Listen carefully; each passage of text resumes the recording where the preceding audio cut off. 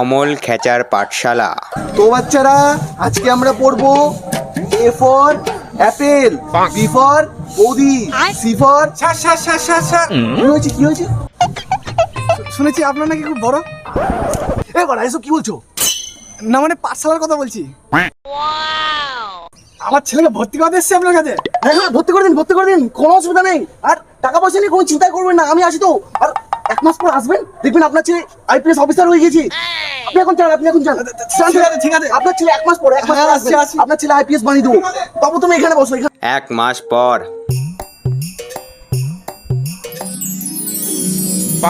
দেখুন তো আপনার ছেলে কতটা শিক্ষিত হয়ে গেছে। এই বাবু একটু বাবাকে পড়ে শোনাও। হ্যাঁ দেখি শোনা। এ ফর আমার, বি ফর বাবার, সি ফর ছোট, ডি ফর ধো।